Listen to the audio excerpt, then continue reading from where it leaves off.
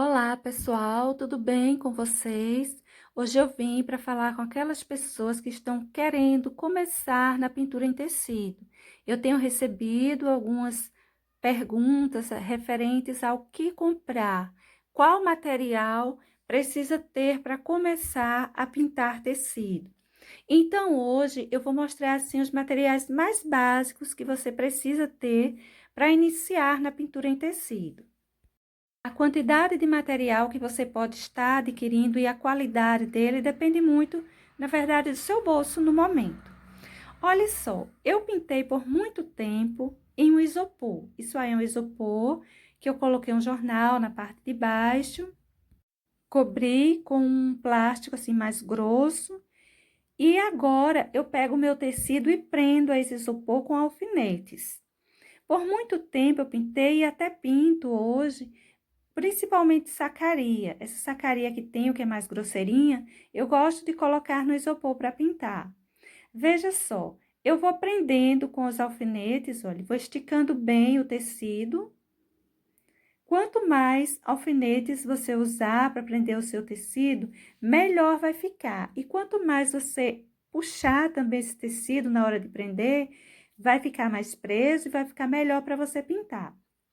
Olha só, eu vou puxando esse tecido, vou prendendo ele com os alfinetes, vou deixando ele bem esticadinho, olha só. Puxe mesmo e vá colocando agora assim alfinetes em volta para ir deixando esse tecido bem preso.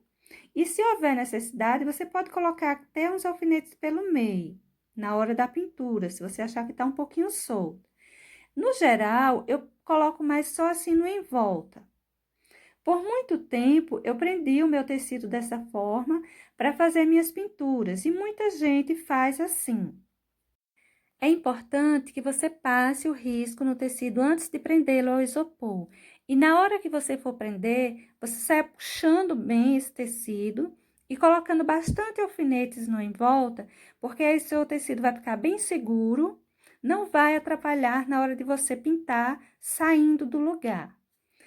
Às vezes eu uso também uma pedrinha, olha, uma pedra de cerâmica, tá vendo? E essa pedra eu passo a cola permanente sobre ela, olha só, cola permanente. Coloco uma pequena porção, você não precisa colocar muito, ela rende até bastante. Olha, veja que eu derramo um pouquinho diretamente na pedra. Eu espalho geralmente com um pedacinho de papelão. Eu dobro esse papelão, deixando a quina dele bem certinha, para na hora que eu vá espalhar não fique excesso de cola em alguns lugares. Olha só, tá bem certinho essa dobra, tá vendo? Agora eu vou espalhando sobre a minha cerâmica, minha pedra de cerâmica. Espalhe por toda parte que você vá colocar o seu tecido, que você precise que o seu tecido fique preso. E vai espalhando, puxando bem, para não ficar uns excessos. Porque quando fica alguns excessos, ele acaba soltando no tecido, grudando no tecido. Quando você puxa o seu tecido, já costuma ficar, às vezes, um pouquinho de tinta, dependendo do tecido. Mas quando a gente deixa uns excessos, ele fica preso ao tecido e fica chatinho. A gente vai lavando, vai saindo com o tempo, mas fica grudando. Fica um tanto desconfortável. Veja só, que com um pedacinho de papelão dá pra gente espalhar bem essa cola. Olha só, vai ficando um excessinho que eu vou distribuindo aí em cima. Vou puxando em sentido vertical, vou puxando em sentido horizontal. Vai espalhando de forma que não sobre excesso sobre a sua pedra. Olha só. Vou puxando, puxando essa cola até que fique bem lisinha, que vá saindo todos os excessos. Olhe bem, agora aí ela tá bem espalhada. Eu passei por toda a minha pedrinha de cerâmica, vou deixar secando, pelo menos por uns 5 minutos, para eu poder colocar o meu tecido aí em cima, tá bem? Olha só, gente, uma coisa que eu gosto de aproveitar. Sabe aquela portinha que a gente, de móvel, que a gente pode achar até na rua, ou de um móvel em casa que já não está servindo mais, que tem esses lados assim bem lisinhos, são ótimos para a gente aproveitar. Retira esses prendedores que tem, seja o que for que tenha nela, e deixa só a taubinha.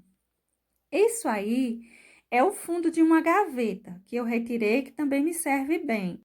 Veja que ela tem esse lado áspero e tem o outro lado que é bem lisinho, tá vendo? Aí você aproveita para pintar desse lado que é bem lisinho, porque na hora da gente fazer sombra, da gente fazer chão, fundo, não fica uma pintura manchada, com as marcas de alguma imperfeição da madeirinha que tem embaixo do seu tecido. Essa outra madeira, que eu gosto de usar ela, que ela é um pouco maior, também era de um móvel. E ela é bem lisinha. Vou passar, olha, na madeira, a cola permanente da mesma forma que eu passei na pedra de cerâmica. Vou espalhando ela, puxando em sentido vertical, em sentido horizontal. Vou puxando, espalhando bem até não sobrar excesso. E passando por toda parte onde eu quero que tenha cola para eu prender o meu tecido. Quando a gente faz esse processo, o tecido fica bem presinho, a gente pinta com tranquilidade, sem ele sair do lugar, ficar saindo, a gente passando o pincel e ele soltando. Às vezes solta um pouco quando eu uso água na pintura, mas depende muito do tecido. Olha só, não tem excessos, espalhei bem a minha cola, deixo secar. É importante que a gente deixe secar um pouquinho. Você não já passa a cola e coloque o tecido em cima. Vou pegar, olha, espero uns 5 minutinhos, pego o meu tecido, seja o tecido que for, que você tiver aí, e vou colocar em cima da minha taubinha. Se tiver alguma linha por baixo, você tira, porque quando a gente passa, o pincel fica mostrando que tem alguma coisa ali embaixo. Não deixe nada na taubinha. Vou espalhando direitinho. Não se preocupe que o seu tecido não vai ficar preso aí. Quando você terminar sua pintura, você só é puxar ele, retirar e tá tudo bem. Olha só, ele fica todo presinho. A gente pode tirar, levantar para ajeitar alguma imperfeição, tá vendo? Ele solta direitinho. E quando você terminar sua pintura, também o bom é você já retirar e deixar sua pintura no cantinho lá secando, sem estar colado aí. Espalhe bem, não deixe nenhuma dobrinha. Agora aí você pode passar o seu risco aí em cima e começar com tranquilidade a sua pintura. Quanto a carbonos, existem carbonos de várias cores. Eu tenho esse rosa, por exemplo, tenho amarelo, tenho esse outro azul, olha só esse amarelo. Tenho esse outro azul clarinho, tem azul escuro, que eu não tenho, mas tem azul escuro. Eu tenho também, fora esse, um vermelho e um branco. Mas o carbono que mais gosto de usar são esses aí, olha. Esse carbono, ele é apropriado para papel. Ele não mancha no tecido, você pode passar com tranquilidade, ele é bem sequinho. Ele não mancha no tecido e ele passa muito bem, os riscos ficam muito bons passado com esse carbono. Cuidado com carbono de papel, porque às vezes tem uns que mancha, principalmente uns azuis. Outro material necessário é você ter um paninho assim pequenininho, sem utilidade, um paninho velhinho, para você tá limpando o seu pincel. Um pratinho, eu gosto de ter um pratinho, por sinal uso sempre esse, para fazer alguma misturinha de tinta, alguma necessidade, umedecer mais a tinta. Gosto de ter uma vasilhinha, um copinho, qualquer tipo de vasilhinha, para eu estar lavando os meus pincéis. Tem umas vasilhinhas apropriadas que você pode estar comprando que são melhores, mas você não precisa se preocupar com coisas desse tipo quando você está iniciando. Pegue qualquer vasilhinha aí na sua casa. Eu gosto de ter um pincel grande, esse daí é um número 20, para fazer sombras, para fazer fundo. Eu gosto de ter um médio assim, esse daí é um número 14, um pincel para uma pintura maior. Eu gosto de ter um assim, olha, número 8, ou 6, ou 8 ou 6. Esse daí é o número 8.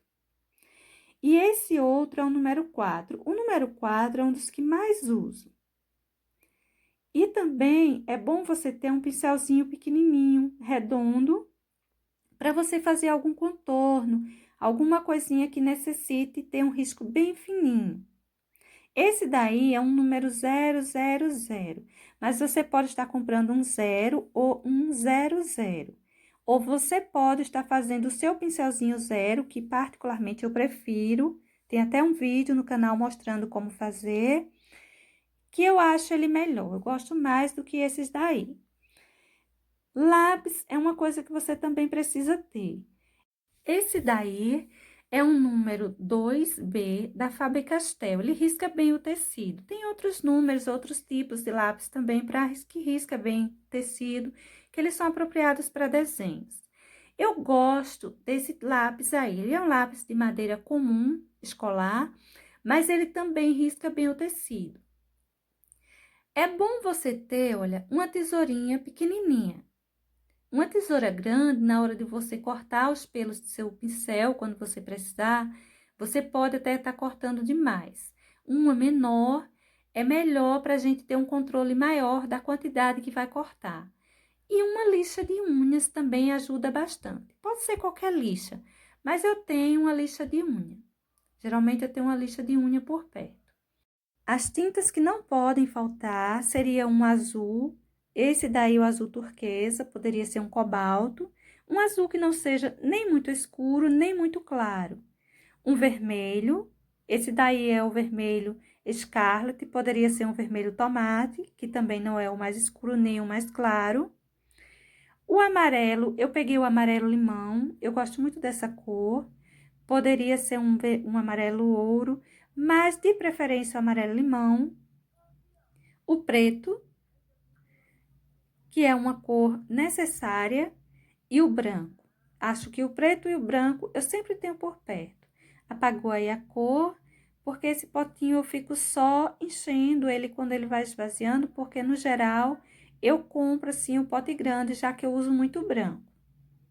Aí ele vai esvaziando e eu vou colocando um pouquinho mais de branco dentro dele. Mas essas cores, essas 5 cores, eu acho necessárias. E então, eu gosto também de usar essa cola permanente, como eu mostrei a vocês. Eu tanto passo ela na madeira, né, numa tábua, quanto na cerâmica mesmo, numa pedra de cerâmica eu também passo e dá para usar com tranquilidade. Então, gente, eu acho esse material assim básico e necessário. Para hoje, gente, é só isso. Eu vim apresentar esse material a vocês, mas eu ainda volto com esse tema. A gente vai ver como cuidar desses pincéis, como tá começando a nossa pintura, fazendo utilidade apenas desse material. Para hoje é isso. Beijos e até mais.